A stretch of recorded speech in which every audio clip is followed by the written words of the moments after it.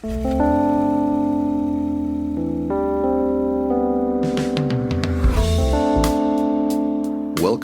to the Motorcycles or Drugs podcast, a show where we speak with artists and engineers, connoisseurs and problem solvers from the moto world and beyond.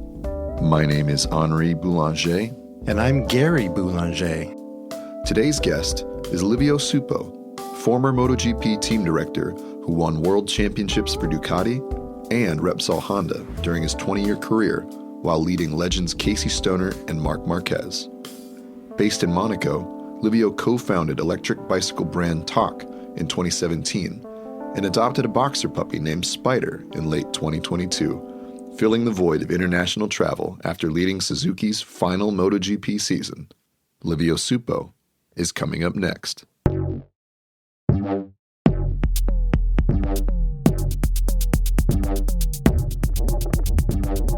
This is Livio Suppo, and you're listening to Motorcycle Podcast.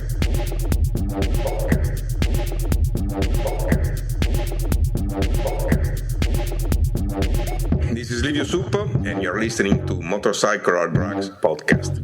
And with that, we are kicking off our episode. Livio, thank you so much for taking the time to chat with us. We'd like to start off by asking, how and when did you get into motorcycles? It's a very long story. Anyway, I had my first kind of motorcycle when I was 11. And basically by coincidence, because I was asking to have a mini bike to my parents since a long time, but never happened because they were worried, of course. And then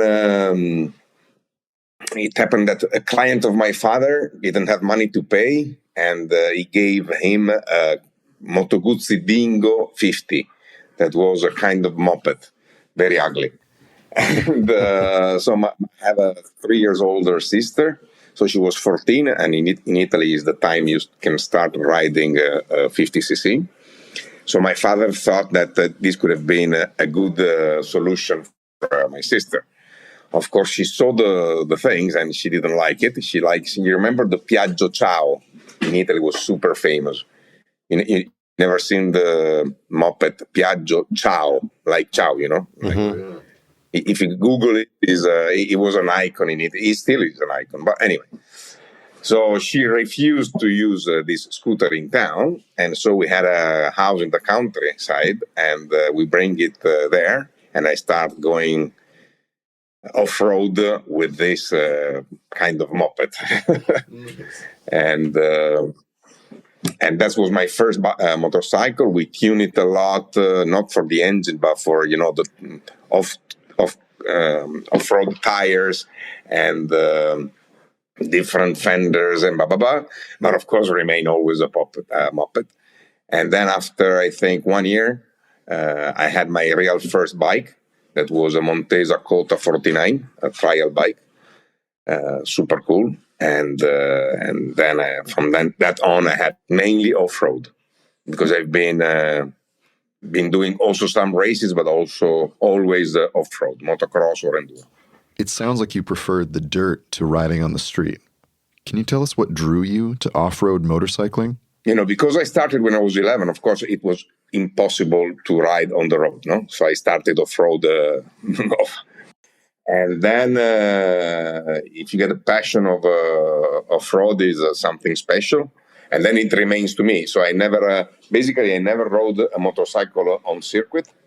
Just few times. One time in Mugello with the Ducati, and one time in A1 ring, so actual Red Bull ring, with a 1,000. But I had no idea of how to ride a bike on track. And the very first time I rode a motorcycle on track was 1995 or 6, I don't remember, in Barcelona. And I had the chance to ride the NSR 500. So, Oh boy, the factory only bike. Because at the time I was working for Benetton, and there was the journalist test. And I organized for Sandro Benetton, so the owner of the company, to test the bike. He has the same of me, so when he left, he tested the bike, he left, And then I used his leather, and I went to the Japanese. I said, "Can I also test the bike?" And they were like, what? I said, "But I was racing motorcycle. Of course, I didn't tell them I was racing off-road. So they allowed me to do 5 laps with the NSR 500 of McDowan, and it was something unbelievable. Really, even if I had an idea of doing anything, but at least how to open the throttle in the straight, it's easy, and it was a very great feeling. And the year after, I tested the NSR 250 in Eastern Creek. Yeah, that was 1996. So yeah, in Barcelona, the NSR 500 was 1995.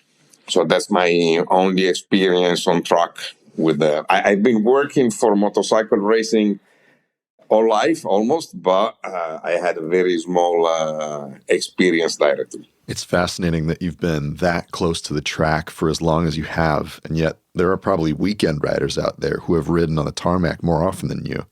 Sorry, because I have a puppies.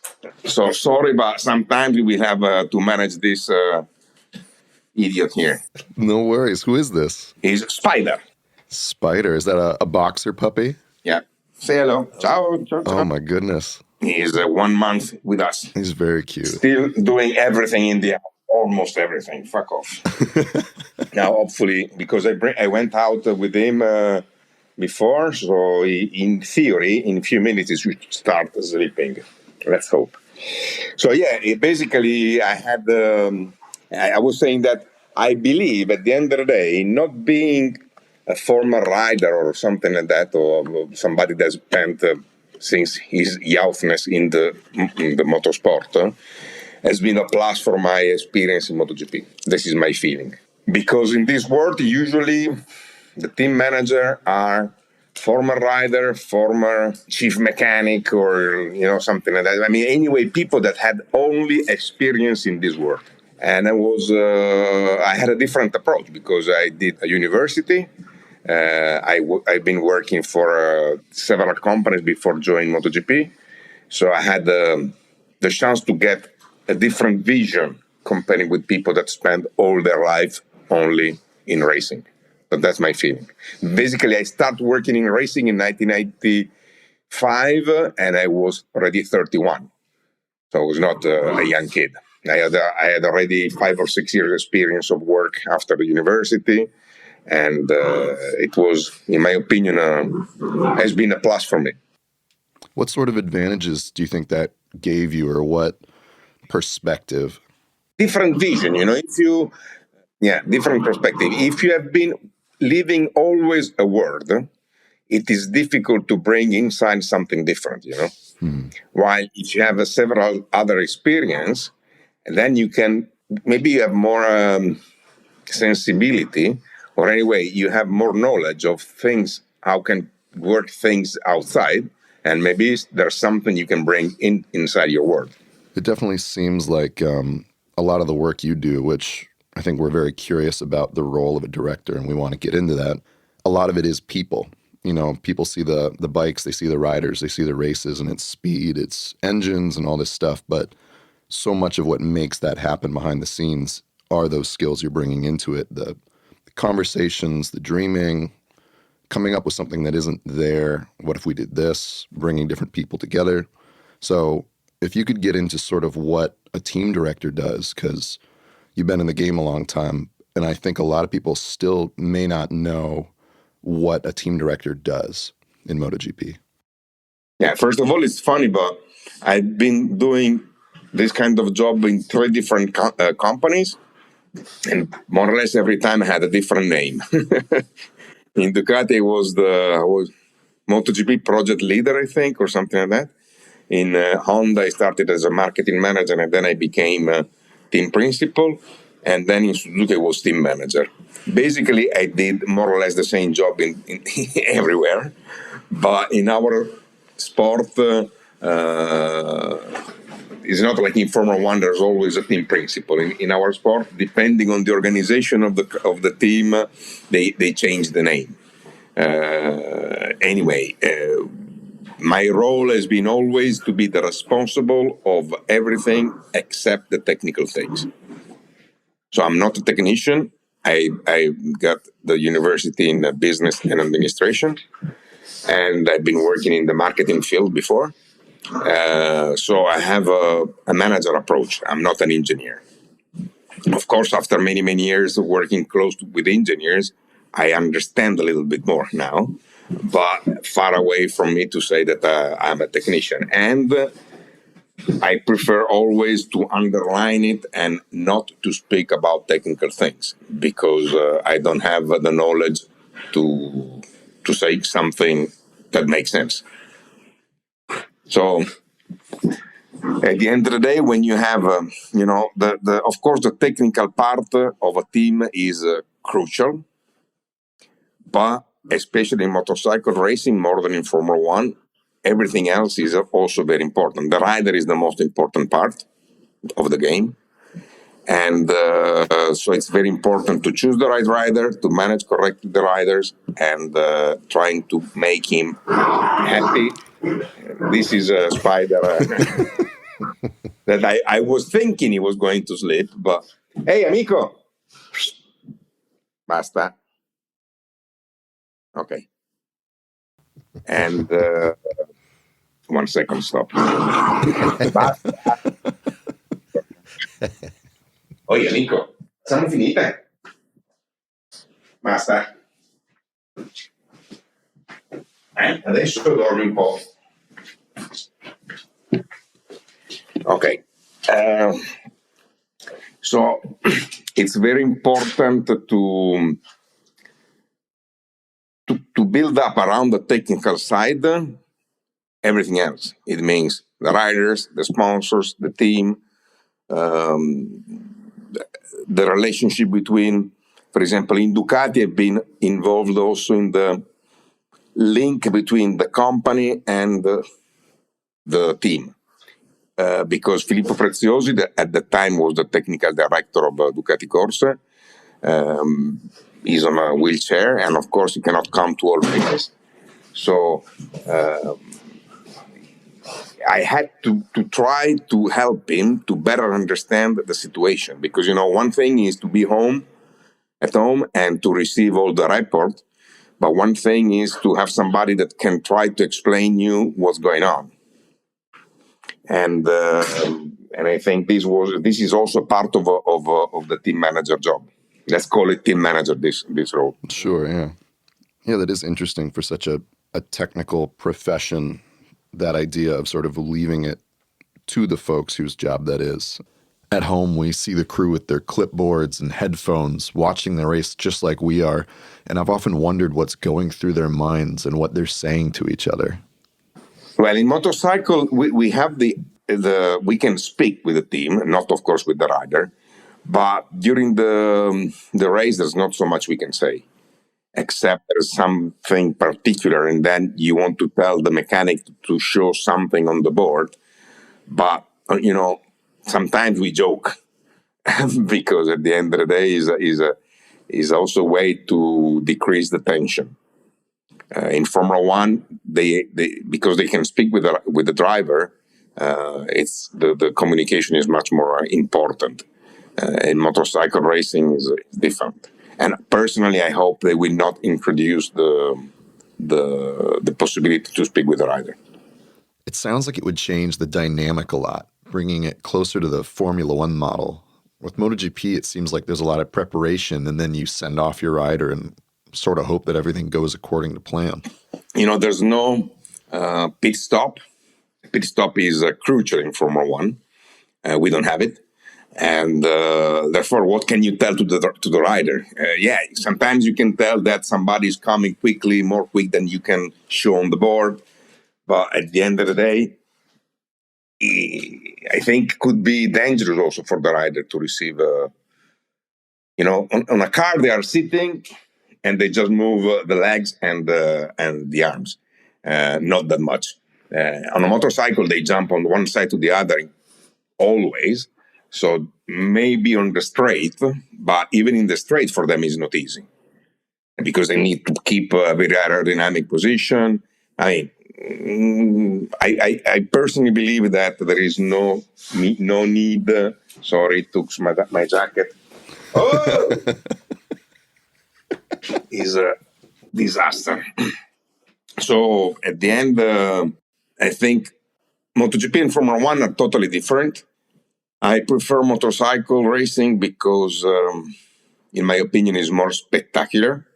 And honestly speaking, I think as a world that we are not able, and I put also myself, to explain to the people how braves are the motorcycle riders, even comparing with Formula One cars. Of course, Formula One speed on in corners is crazy, but I don't know if you have experience of driving a car in a circuit with the roll bar, the big bells, the helmet. You feel almost like invincible. You know, I mean, you are not that worried to do a mistake because anyway, you know that before being in a dangerous situation, there's especially in modern circuit. I mean, probably in rally is different, but in a modern circuit with a big area around, it's. I mean, you need to be very unlucky to have some serious accident. Motorcycle racer, they take risk every single corner, and you can ask them. There's, I think, nobody that in all their career they do one full season without an injuries. Big, small, doesn't matter. But anyway, any crash, even the crash when they come back in the garage and they go out with the other bike in a few minutes, is a crash on the asphalt. It must be painful, you know? And I think to do something like that, you need to be special. You need to be very brave. And I think we as a motorcycle world are not able to properly sell this.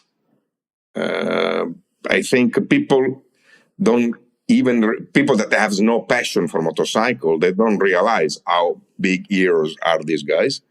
And I believe that if they could understand, there could be more interest in this sport. That's true. They are kind of gladiators, you know. But in Formula One, they have been able to promote them as a kind of gladiators. We are not. Well, Livio, we're coming up on the 20th anniversary of when Ducati entered the Premier class. Yep. How much have bikes changed from then till now? You mean the MotoGP world? No, the motorcycle itself. Well, they changed a lot, especially for the electronics, because the debut of MotoGP electronic was very, very, very small.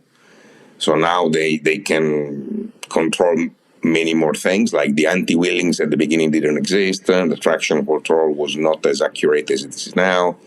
All the engine braking and all this stuff, they were not at the level of now. So I would say that the things that has changed more is the electronics. Then in the last few years, Ducati introduced the rear and front device. Front device only for the start, because from this year will be banned. But the rear device is something that now everybody has to have. And so also these things didn't exist. So for sure the bike are more complicated. But considering that it's 20 years, I would say is not a dramatic change. Of course, MotoGP went through 1, 2, 3 different capacity, because we start with the 990. Then in 2007, we switched to 800. Then in 2012, we switched again to 1000. And so it means in 10 years, they changed 3 times the capacity of the engine. And then since 2012 till now is 11 years without any change in the motor. The motor remained at 1000 cc, maximum 4-cylinder, 81 millimeters bore. And this, I think, has been a plus for the championship, because every time you change such important part like the motor, the engine, there's always a manufacturer that is quicker than the other to reach a good level of that new motor, no? If you remember, the 2007 Ducati engine was a rocket. company with Yamaha. You remember when the first race in Qatar, when Casey overtook Vale the first time on the straight, I thought that Vale had missed a gear because he overtook him like he was going to the garage, And so it means that at the beginning of the 2007 season, the power gap of Ducati with the others was huge. Step by step, the other arrived. And the more the rules remain the same, the more there is a physical limit, no? I mean, a 1,000cc engine, even if we would develop it for 100 years, we never have a 1,000 horsepower, So the limit is always getting closer and closer and closer. Then maybe there is new technology, new materials, blah, blah, blah. But anyway, year after year, you cannot pretend to find the 20 horsepower. And this is good for the sport because, in fact, at the moment, because the technical rules are constant and the same since a long time, and especially with the introduction of the single software, so because in the electronics could be a way where the smartest or richest people can find something very magic. But now with the single software, also this is reduced. Then this has gave, first of all, attract new company because KTM and Aprilia, I don't think they would have joined MotoGP without the single software because they knew that the barrier of the electronics knowledge was impossible to close, Because if you arrive with zero experience and the others has years of experience, the gap is too big to be closed in a reasonable time. So the first good positive effect that was that they attracted company like Aprilia and KTM, and the second one is that at the moment, basically any bike on track can win races. This is very important for the show, I mean. Now, speaking as a team manager who's been involved with 3 major teams, how do you satisfy both of the riders and their crew when you're technically on the same team, especially that you have one or both of your riders who are world championship contenders? And this is very difficult. Anyway, it never happened to me. Well, in 2013. In 2013, both Nani and Marc were title contenders. Then Nani get injured, and Jorge get injured, and Marc did an unbelievable season to be a rookie, and he won the championship. But let's say that mid-season, potentially both Dani and Marc could have been able to win the championship.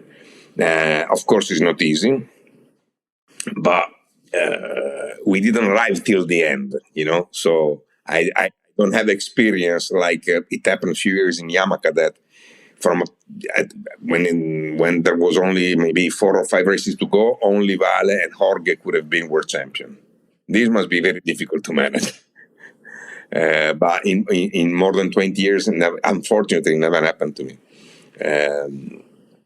So sure, anyway, it's always you need to try to show at least as a team man, because nowadays in MotoGP, the rider has a lot of people that work only for them on their side, and just few people that work for both riders.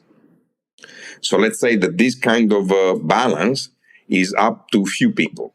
Is the team manager, is the technical coordinator, are the guys of the hospitality, the performance engineers, and all the other people are people that work only for this rider. So they don't care about the others. This is something that protects the riders because they need to have this kind of family around them and to feel supported.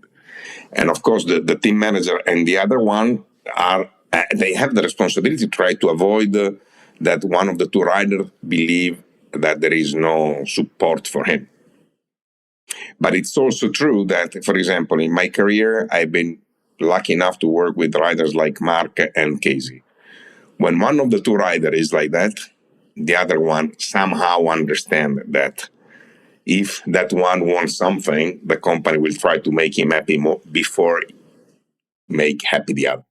They are not stupid, So when the performance are clearly much better on one side of the garage, that's natural, is the stronger win. So, as a team manager, I'm curious how much you're working directly with the rider, what you sort of see as your main role when it comes to, because like you said, they sort of have their family around them within the team. So where do you come in? And beyond that, which riders have you enjoyed working the most with throughout your career? Okay, again, it's impossible to generally say something because it depends a lot on every single rider and every single team and everything.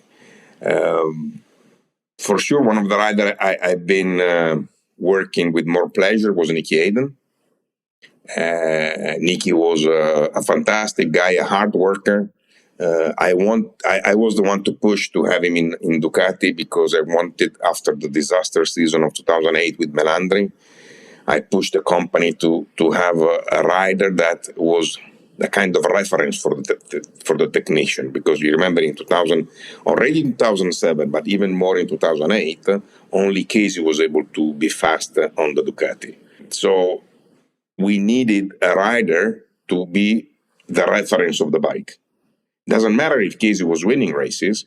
If a rider like Nicky was struggling to finish in top 10, the bike had a problem. Because it's true that Nicky didn't win many races. He won only 3 races in his life, in MotoGP, I mean, and 2 of these in Laguna and 1 in Assen because Colin crashed in the last lap.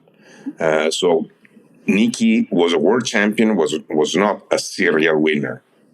He's a little bit like Joan Mir. You know, those riders that their strength is more the constance than fast, okay? And I was pushing with Claudio Domenicali and Filippo Preziosi to sign Nicky, because Nicky, when he joined MotoGP, it was 2003, and he was the kind of American hero, no? Because he won the AMA Superbike. So, of course, he had a lot of support from Honda, but his teammate was Valentino Rossi, and Valentino Rossi at the time was absolutely the fastest man on earth. So I remember, because we were as Ducati in Sepang for the test, if I well remember, Nicky, the first test was a couple of seconds slower than Vale in 2003. After 3 years, he was world champion. This says a lot of the capability of Nicky to manage the pressure. Of course, to be the teammate of a rider like Vale is not easy, both because he was super fast and second because he was super famous. So you're always on the shadow, no? I mean, when Vale was at that time, but also when he was together with Jorge, if you have been in the paddock, you see after the practice or the race, behind the garage of Yamaha or Honda at the time, there was basically only yellow caps. So if you are the teammate, it's not easy, you know, because everybody's there for Vale, not for you. And Nicky proved to be able to manage this kind of pressure. I believe that with Casey, not in terms of media coverage, but in terms of speed, it was similar to stay together with Vale, because Casey was super fast, probably at that time was the fastest man on earth. And therefore, and I think we did a good move, because this helps the engineers to understand if the problem was the bike or the other riders. I mean, it was quite clear, because when you see a rider like Melandri struggling that much, clearly the bike has something strange. But can also be that Melandri arrived in 2008 with a huge expectation to be able to be very fast on that bike, because don't forget that when Casey won in 2007, it was a big surprise for everybody in the paddock. And everybody said that he won because the bike was super good and the tire was super good. So in 2008, people start telling that Ducati bike was fast, but it's very difficult. In 2007, because Casey had no such a big reputation, people were thinking that the bike was super fast. So you are Melandri. You finished second in 2005, I think, or 6, I don't remember. Anyway, you are a winner in the recent season on a Honda. You arrive in Ducati, that is the world champion bike. In 2006, Marco on the same bike of Casey, was in front of him at the end of the season. So you expected to be able to stay in front of him, because the last time you have been racing against Casey with the same bike, you did more points.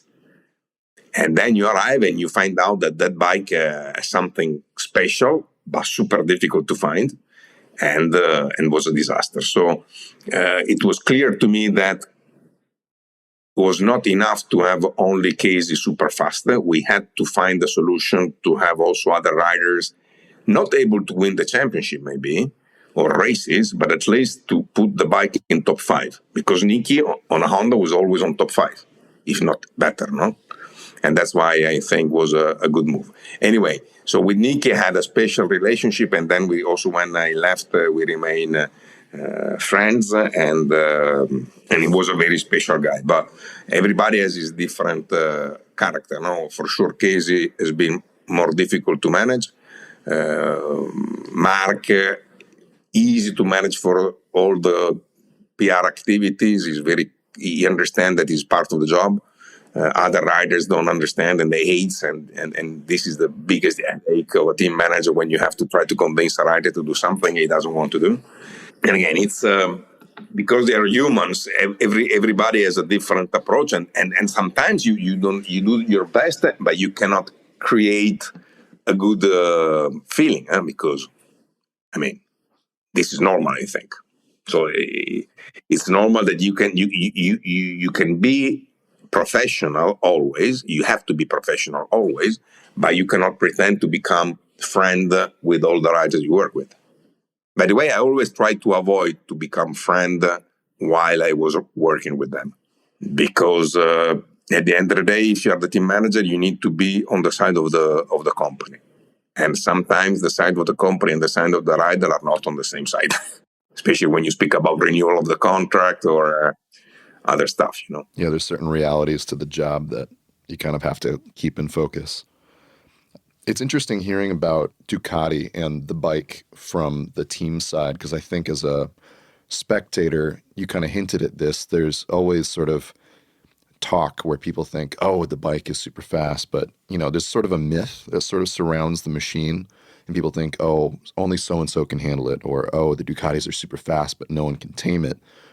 On the side, with all the information, with all of the reports, with all of the riders giving you their feedback, how does a company like Ducati that sort of struggled to find titles with its bike, how do they go about understanding their own machine and working to make it a bike that not just Casey Stoner can win with, but a winning bike? What's that process like? Well, it's been a very long process, for sure. In reality, I believe that the process has been longer because of Marc. Because since 2017 at least, Ducati, so in the last 5 years, I believe that Ducati has been the best bike out there. But because there was Marc in top form, even if you have the best bike out there, he's not. In 2017, Dovi and Marc, they played the title in the last race. Then 18-19 was different. Still second in the championship. So it means the bike was super good already, but as we said before, in motorcycle racing, the rider makes a huge difference. And if there is a rider like Marc, there's no chance for the others. It's like when there was Valentino, a young Valentino was unbeatable.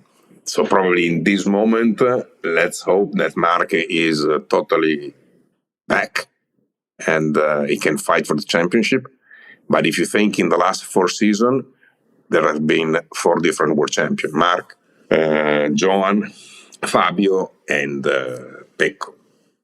It means that it's not somebody that is dominating the series like it was before with Vale, with Mick the one before, or with Marc. You kind of talked about how there are certain things that are good for the sport, the engine being similar, but kind of this idea that things can happen that sort of make it a bit more either entertaining to watch or just more exciting. Do you think when someone does dominate a sport, kind of like Valentino or Marc Marquez for a while, and then we're sort of moving into this season where there are a lot more winners and there's a lot more teams and a lot more upsets, is that exciting to you? Do you see that as a positive direction? Seeing that change, how do you feel? As a fan, I think dominance is never good.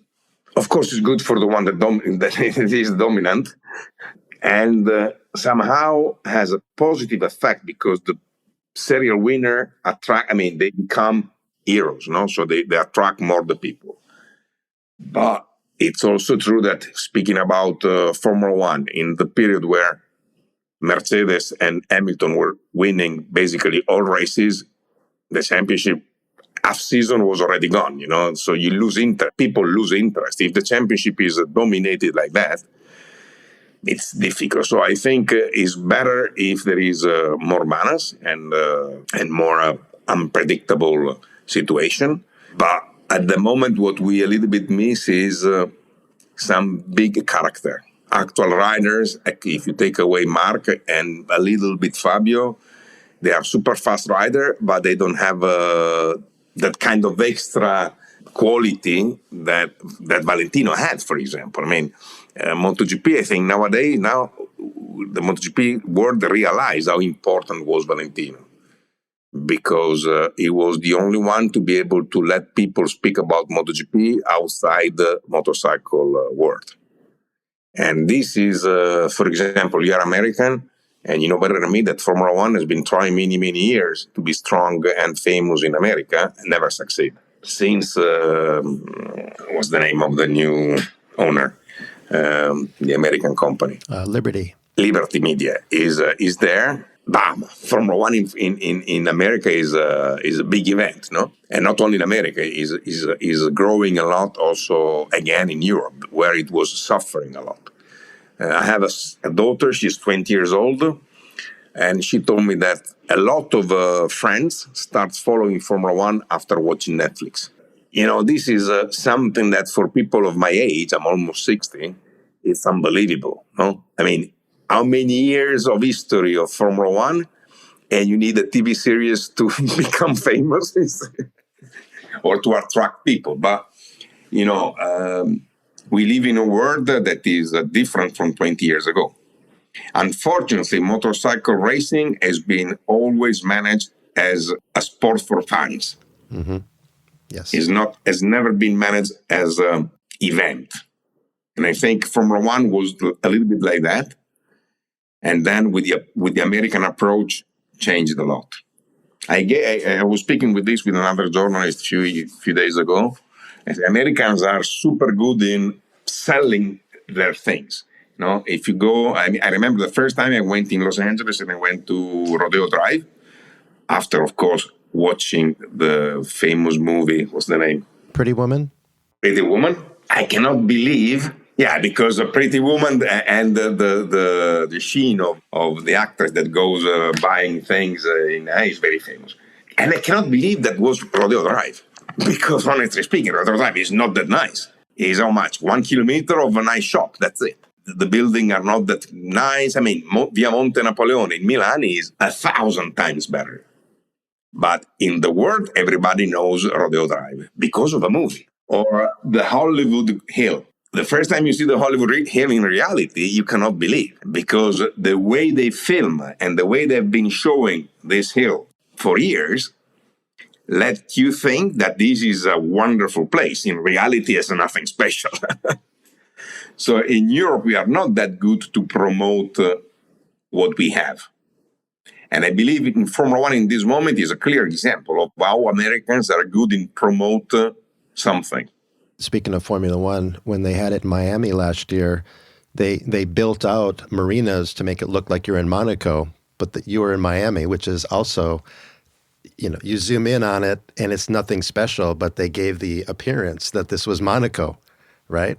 Very American effort. Yeah, because this is Hollywood. I mean, at the end of the day, it's very important because as far as you manage the sport as a sport, thinking more about technical things and less about how to promote it, and then it will remain forever a sport for people with passion.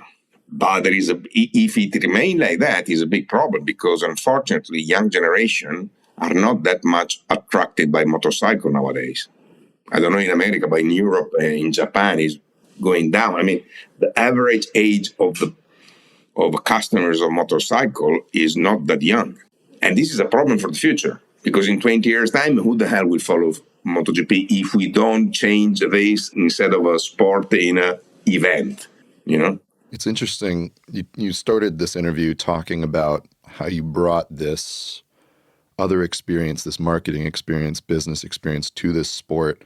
And it kind of speaks to this world and how you can have this amazing race and this thing going on, but it does take something like a Netflix show, telling a story, having a character like Valentino Rossi to keep people engaged.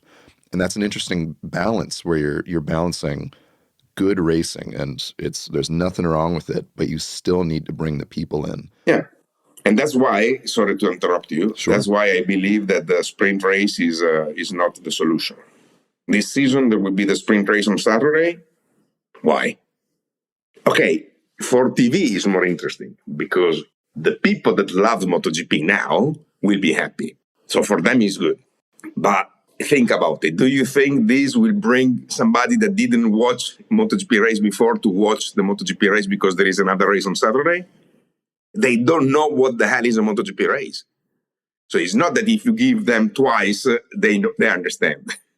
So this is typical, something made by people like this, that have been always working here, and they think, what can we do to make people happy? We do one race on Saturday, so the people that watch it at home, they have also a show on Saturday. But we need to bring more people watching the Sunday race. I don't want to have the same number of people that watch the race on Saturday and Sunday. I want more people watching Sunday. No? No, you're absolutely right. You're absolutely correct. It is the sort of blinders.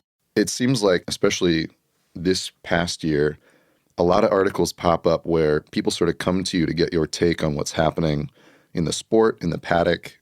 You have these ideas about what would bring people in, what's good for the sport, and you have this perspective that we've kind of talked about. Do you see yourself becoming involved in the MotoGP world again as something other than a team manager? Perhaps a role where you could guide the sport and put some of these ideas into practice? What does the future look like for you? No, honestly, I don't think will happen. I'm not Spanish. That's fair.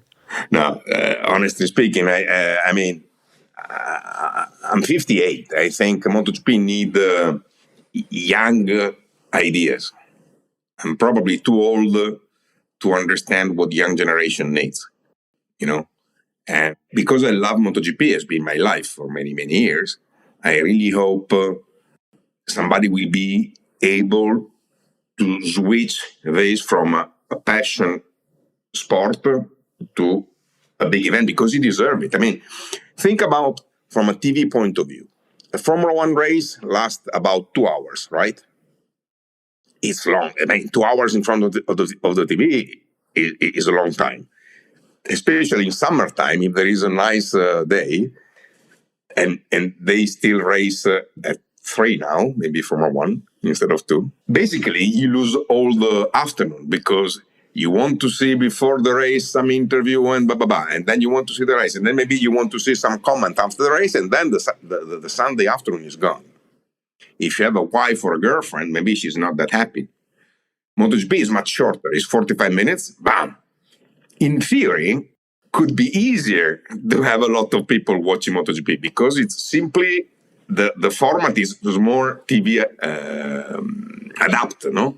But again, at the moment, for another example, in Mugello in 2022, the number of viewers was ridiculous, really sad.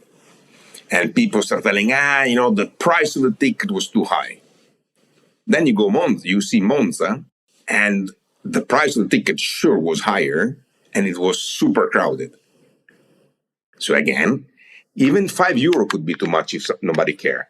If you want to sell something that nobody care, even €1 is too much. But if you want to sell something that is everybody wants, the price is much less important. I mean, a Rolex costs a fortune, even if it's not in gold, because of the brand and because everybody feels good, he feels rich. If you have a Rolex, you are a rich guy.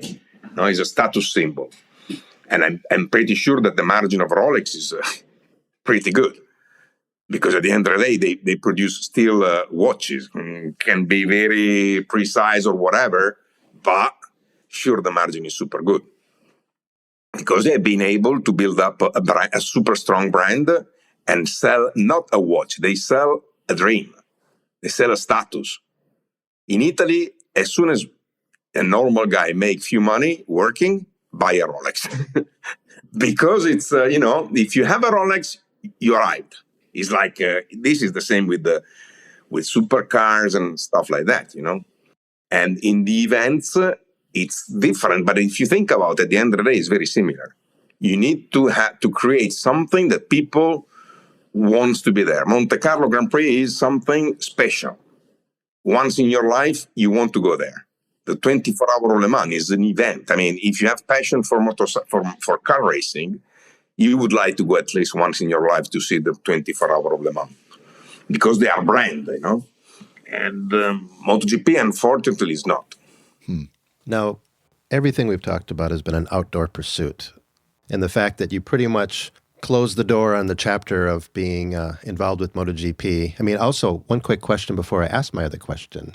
Are you the only individual that's been involved with management of 3 separate MotoGP teams in the modern history of Premier Class? I think somebody told me that I was the only one that won races with 3 different manufacturers as a team manager.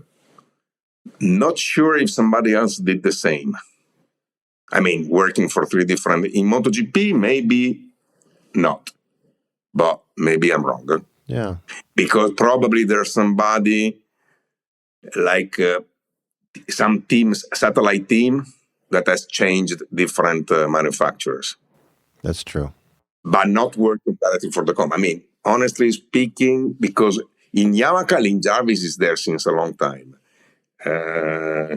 In Honda, Alberto Puig has been always linked to Honda and never worked for anybody else.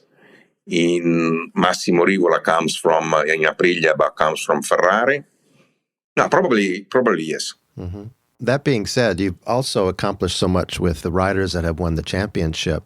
Tell us about Thok Bikes. We are a bicycling family, so we totally understand, especially here in the Bay Area with the mountains and the nice weather. That's beautiful. Tell us about your plans moving forward now that you are your own man once again. Yes, well, let's say that first of all, when in 2017 I decided to quit, I still had 1 year contract with Honda, so in theory I should have done 1 more year. But the new management that replaced Nakamoto-san, in every big company, when there is a change in the top management, the manager below that, they usually change. Because, of course, it's a question of trust, of confidence, and it's totally normal that the new boss prefer to have somebody that he knows better, I had the chance to continue 1 more year, but already since Nakamoto-san left, it was the last race he did was Austin 2017. From Austin till the end of the season, I didn't enjoy too much because I felt that it was, was different. With Nakamoto, I had a super good relationship, and Nakamoto was a very strange Japanese, very quick in take decision, very direct, and it was a real pleasure to work with him. With the other one was different, let's say. I didn't enjoy the same. And so because already in 2016, I created, together with my other partners, Thok Bikes, I thought it was time to end my experience in MotoGP with 1 year in advance. Anyway, it was something I was thinking to do because after more than 20 years in a row, always around the world, I had less, I had no enthusiasm anymore, because you feel that at the end of the day, okay, January, okay, now we go to Sepang, and then we go to, like it or not, year after year, you do more or less always the same things. And the problems are more or less always the same, and, the plus and minus are always the same. After more than 20 years, I felt that I wanted to do something different. And for a few years, I've been trying to find an idea to do something by myself. And then I started bicycle again in 2012 because I quit smoking end of 2011 when Casey won the second championship. Because when he won the first one, he said, when the second one I win, you quit smoking. Then this bastard, he arrived back in the garage after Phillip Island race that he won. And he said, okay, now you have to quit smoking. So, okay, tomorrow morning. So that night I smoke a lot. And we moved to Sepang. And I didn't smoke all day. And then I said, okay, if I do one day, I can do another, blah, blah, blah. And I arrived on Sunday. And unfortunately, that Sunday was the tragic Sunday when Marco Simoncelli passed away. And I didn't smoke, neither with that amount of stress and bad day, you know. So I kept the motivation to continue not smoking, and I didn't smoke for 9 months. And of course, it took a lot of kilos, because when you quit smoking after decades, you start eating everything, like my little dog. And then I start doing bicycle.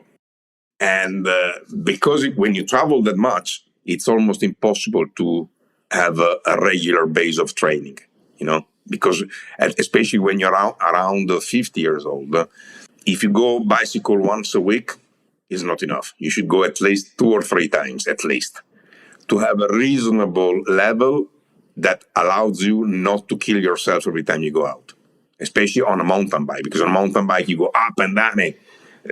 On a road bike, if you live in a flat area, okay, you can also go once a month, and you don't go faster, but you go. But if you have to go up and down, you need to be trained.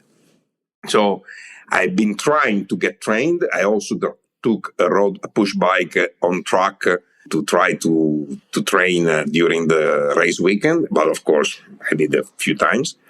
And then suddenly I tested an e-mountain bike, and it was like, wow. I remember I asked to the dealer why they still produce mountain bike without the engine. It's so much better, you know. And then I like to say, like Mr. Porsche, they say that he built up the Porsche because he wanted a sport car, but no one of the sport cars around he liked, and then he did his own. And so I liked it because I love Porsches. I like to say the same. You know, I wanted to do an e-mountain bike like I would have dreamed. And so I've been lucky enough to find these 3 partners.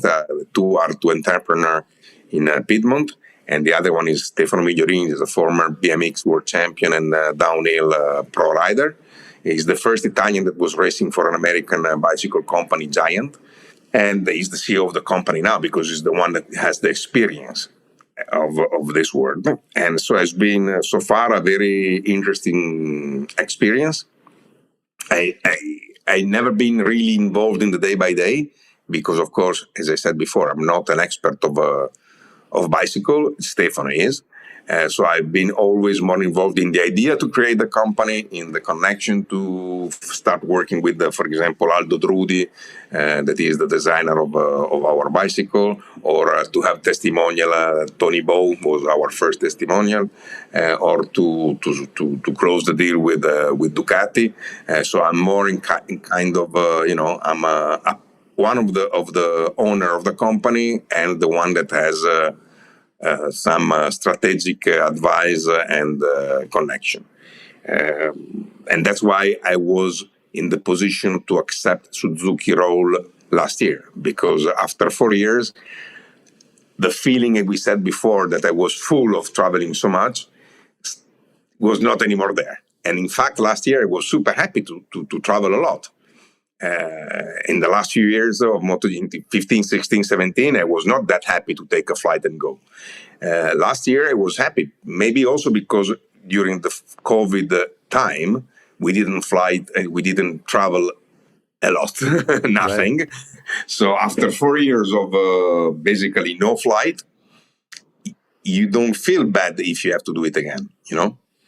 And so I've been... I mean, when in Portimao, when Sarah-san told me that Suzuki decided to retire, was really the day after I wake up and say, what a strange night that I had. It was a pity because I was really re-enjoying a lot the experience. First of all, because the team was a fantastic team. Few people I already knew. Somebody was working with me in Ducati. And anyway, of course, the paddock is a small place, so more or less we know each other. And was a super good team. and Sara-san and Ken Kawauchi, that was the two Japanese boss. Super nice guy, super friendly. So it was really a pleasure to work with them. And there was a lot of potential because the bike was good, of course. Suzuki never had a satellite team, and I believe it was time to do it. I had the idea to do a Moto2 junior team to grow up young riders. I think what KTM is doing now is very clever.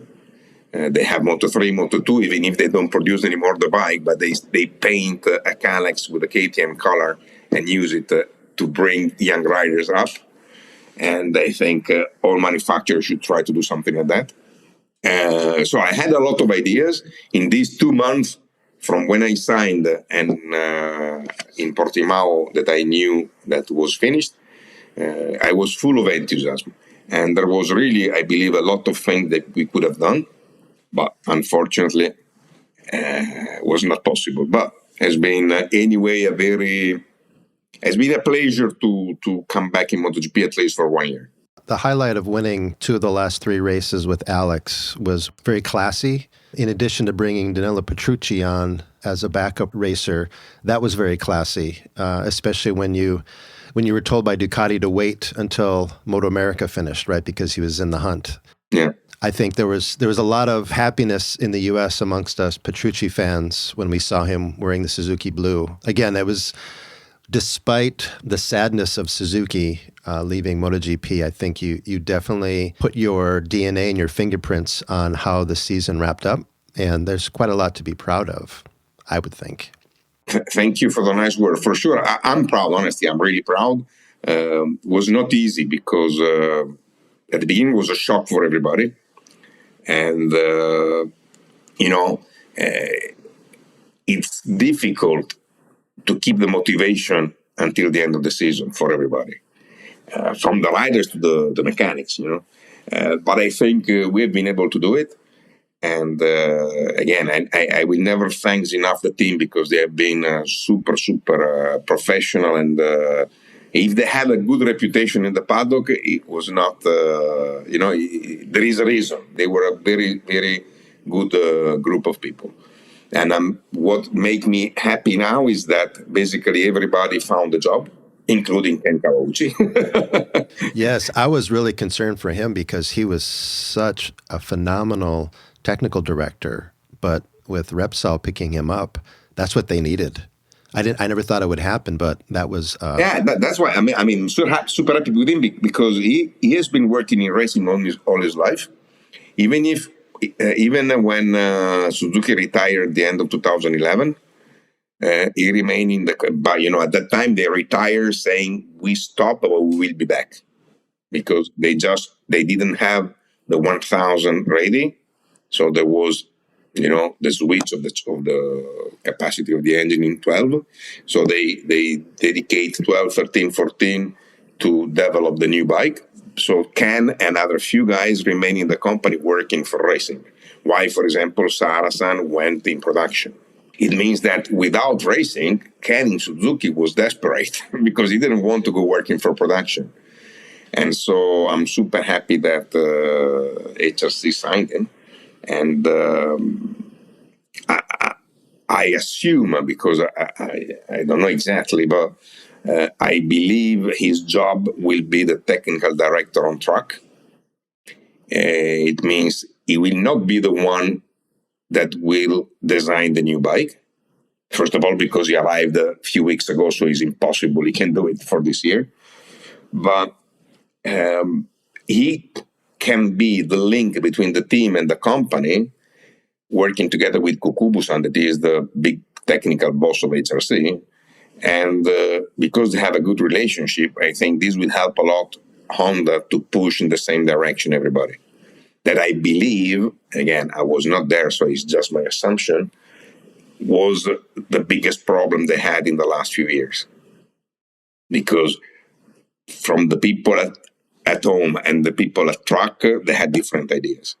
And they didn't respect each other. They didn't respect in terms of a technical skill. So it's, I think, is a very good move. It won't be easy. The good point is that they have 4 strong riders, especially 3, able to win races. Nakagami never won a race, but it's also true that he's racing MotoGP since 5 years, I guess.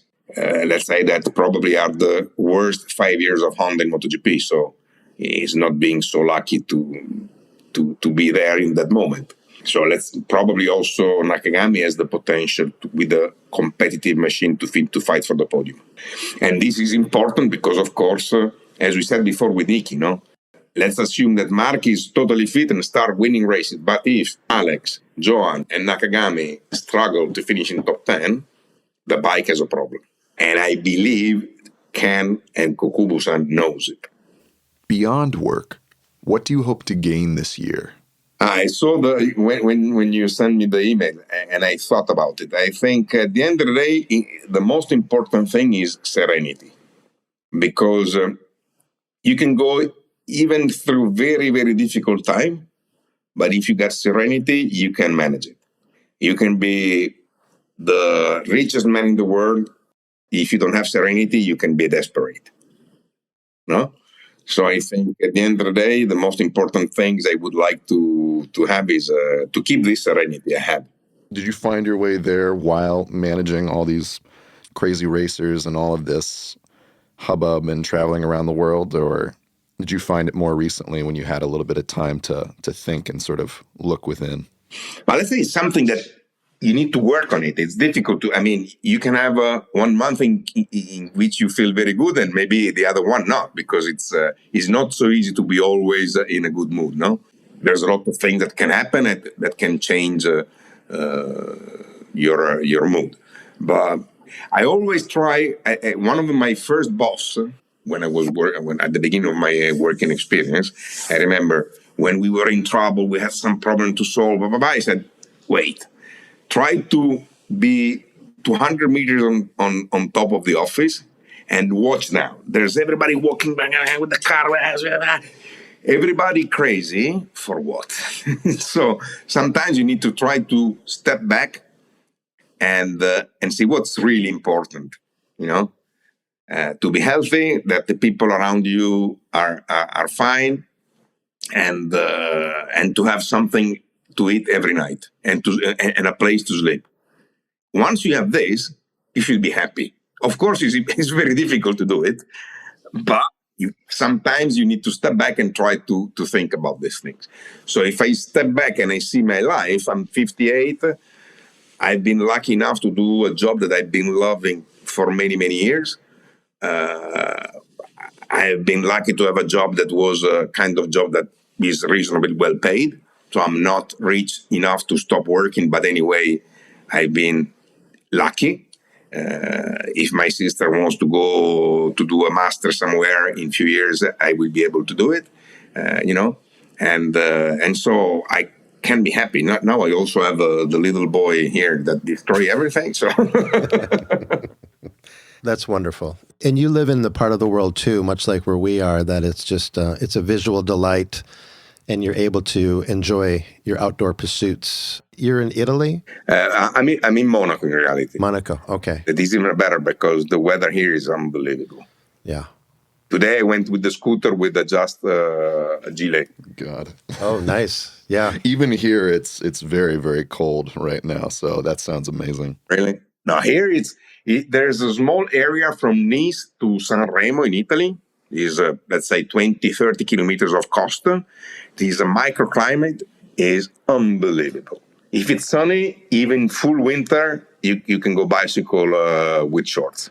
It's really a kind of paradise. I got to get over there. You never been? He just made plans to make his way over there, right? My wife and friend and I are taking a guided motorcycle tour from France, starting just south of Geneva, all throughout Italy, Austria, Switzerland. It's a 12-day tour, includes the Stelvio, several passes. Oh. We're renting BMWs. Which bike? The BMW 1250 GS, because I'm going to be 2-up with my wife. Mm-hmm. Good. So it'll be fun. It'll be fun. I love to do the mountain passes, but by car. I prefer. And funny enough, if you go, again, we spoke about status symbol, no? As I said, I love Porsches. And so I have one, and I only use it to drive in the mountain. Okay. When I do these kind of tours, maybe 300 or 400 kilometers in one day, you meet a lot of cyclists, a lot of motorcyclists, almost no one sport car. It means mainly the people that buy sports cars, they buy to go in town and show they have a Ferrari, a Porsche, a Lamborghini.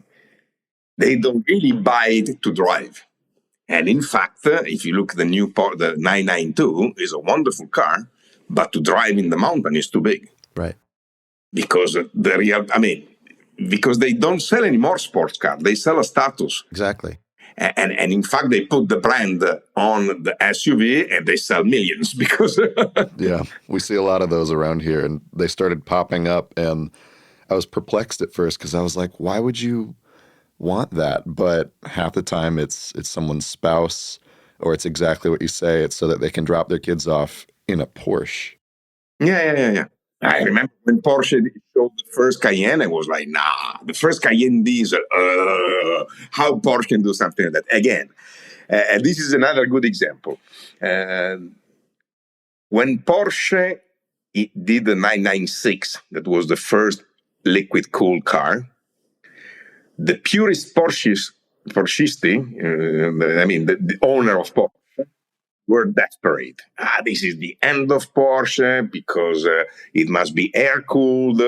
So for those people, Porsche should have survived doing only the 911, only with air-cooled engine.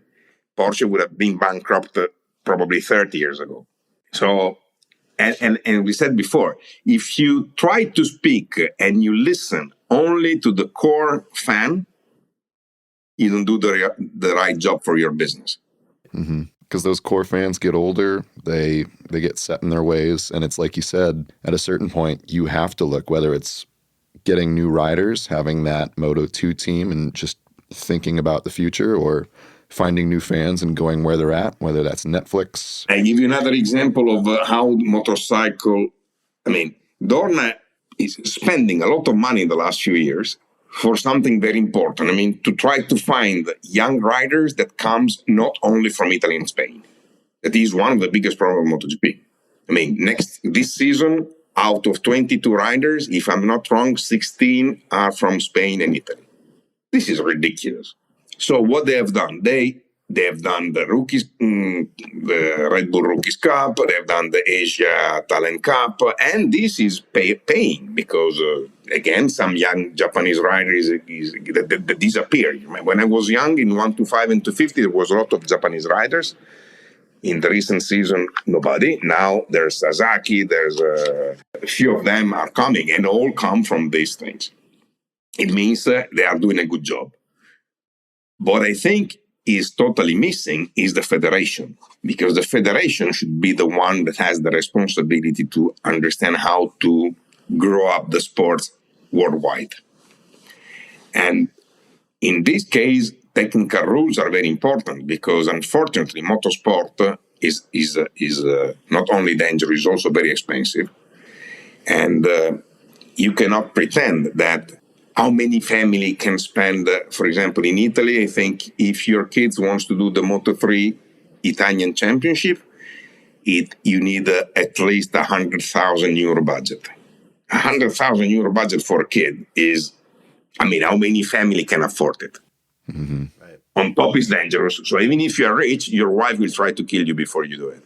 And but why there's not a single Moto3 bike in the World Championship, in the European Championship, in the National Championship? If it is the same bike for everybody, could be a much cheaper bike, because if a Moto3 has 10 horsepower less, the engine will last much longer. The engine will be much cheaper because you don't need to have super special parts.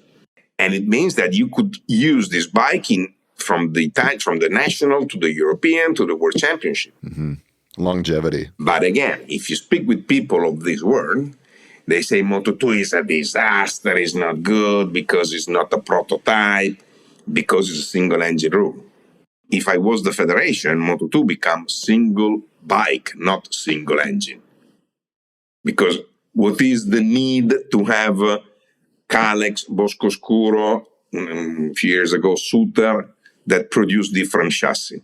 What is the meaning? Who cares if it's stronger Kalex or Suter? And what happened if the stronger rider get that season the wrong chassis? Because the Suter chassis has something wrong and the Kalex is much better, then he will not win the championship. But we need to understand who is the stronger. We don't need to understand if Kalex is better than Suter. Same in Moto3. It's sort of the opposite issue with, we were talking about MotoGP, trying to figure that bike out regardless of the rider. But then, looking down the line or before, you are trying to say, no, we need riders. We need to foster that talent so that we can put them on the prototypes. Absolutely. Moto3, Moto2. I know that traditionally, those were important classes. 5 years ago, Angel Nieto was 13 times world champion, only racing in small classes. Because at that time, if you were, Dani Pedrosa was born 30 years before, would have never been in 500. It's only recently that doesn't matter your size, you will move to 500 to MotoGP anyway. No? 20, 30 years ago, if you were small, you stay in 1 to 5, in 50 or 1 to 5, that's it. Because if you are 1 meter 40, sorry, you are too small. It's like to pretend playing basketball if you are 1 meter 60. You can, but difficult you go in NBA, no? Mm-hmm. So this kind of approach for the people of the paddock is, Moto2 is destroying. I remember a few years ago, they were saying that Moto2 was not a formative class. So it was not a class for the rider to learn. I should remember these guys that Marc Marquez never rode a 250. But I think he's a quite strong rider. I don't think a rider can be stronger or less strong depending on which bike he has been using when he was young. If he has the talent, he has the talent. Same can be said for bicycling, right? You look at junior road racers and a Lance Armstrong, a Greg LeMond, Claudio Chiappucci, Marco Pantani, they were all racing on steel bicycles and then it evolved into carbon fiber bicycles. They have the lungs, they have the heart, they have the drive, they have the determination. Doesn't matter if they're riding a bike that is made of the latest, aerospace technology. Absolutely. Right? It is about the rider. And I think the same analogy holds true with motorcycles. Yeah. But I believe, especially for the bicycle, the marketing guys did a very good job. Because at the end of the day, you believe you need an aero bike or you need to have a 7 kilos bike. That's marketing, because at the end of the day, you need time to go on the bicycle. You don't need a super expensive bicycle. You need, discipline a lot more than you need carbon fiber. I'll be 57 in May, Livio. So for you and I, being mountain bikers, I do believe that the electric motor has been probably one of the best things that's happened in decades. Yeah. Right? Because we do want to get out there and do a lap. Our backs may hurt. We may have the wear and tear from our regular, our previous athletic endeavors, but it does make a difference. I was a bit of a skeptic at first because I was such a purist, like most, right? Yeah. But like all three of us have been talking about, if I want to be a stick in the mud and stick with what I knew from 1995 with bicycles and not 2023, I'm going to be left behind, and I'm going to be the ornery one who's not going to ride a bicycle based on principle. Yeah. And you're getting out there. I think our jump from bicycles to motorcycles sort of echoes that e-bike where I bicycled to get around places, and I enjoyed mountain biking, but only half of it because I hated how hard you had to push in order to get out in nature. And it was kind of like, damn, I wish I could do this and not feel awful every single time. And I was young. I wasn't, dealing with any sort of health issues. So I see it as very analogous where now we can go on the same rides and have a wonderful day on the motorcycle and see a lot of those same routes. And I don't have to be pedaling and breathing heavy and stopping to drink water and everything else. So Yeah. I think end of the day, someone can say, oh, it isn't really mountain biking, or if you're not if you don't have the ability to go up the hill, yada, yada. But end of the day, someone's out there in nature getting that experience, seeing those things, having those conversations with people, experiencing life. And that's the point. Instead of spending all day in front of social media. Exactly, yeah.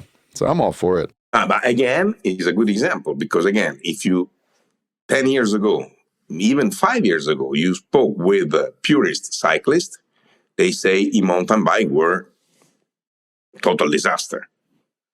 And now 80% of mountain bike, at least in Italy, are e-mountain bike. So basically, they still sell some cross-country bike for the people that race.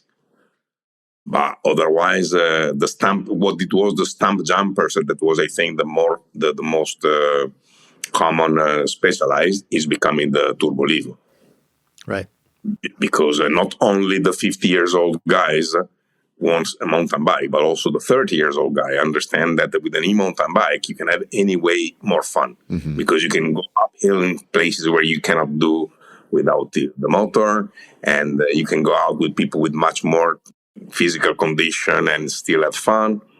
And I'm using since 2 years also e-road, and I love it because here in Monaco, you go out and immediately it's like this. There's nothing flat. You go up or down, that's it. And I start with a normal road bike. And for example, the Col de la Madone, that is the one where Armstrong used to train, is about 1,000 meters from Menton to up. And the first time I did it was, for 3 days after, don't speak about bicycle because I hate bicycle. Now I have this e-road. The engine is smaller than the one of the e-mountain bike. The battery is only 250 watt hours. But I can do about 70 kilometers and 1,300 meter of elevation. It means I do 3 or 4 hours tour. That is more than enough to arrive, that you have your back start telling you, hey, you're almost 60. and have a good exercise anyway. So at the moment, the e-road are more like it was the e-mountain bike a few years ago because the road bike clients are super purist. Yep. More than the off-road bikers. But I believe there is a interesting market for that because even if you are a purist and you go out 3 times a day, you are in pension, you just go out with bicycle. When you arrive around 70, 75, you will be able to go only if it's flat. With this one, you still continue to do the tonale or whatever. You have an help, okay. I mean, Viagra was a big success, no?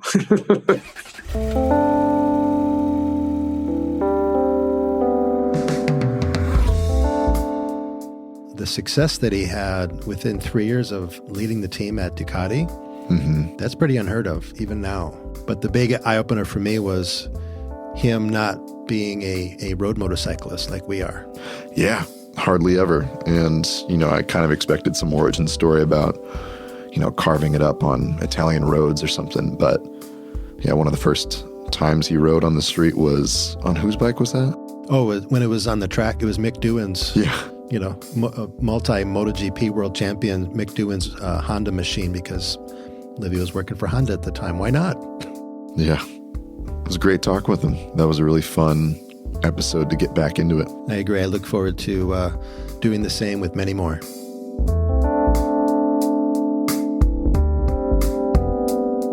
Motorcycles Are Drugs is produced in the San Francisco Bay Area. Stay tuned for a season of interviews and additional bonus episodes. You can find us online at motorcyclesaredrugs.com.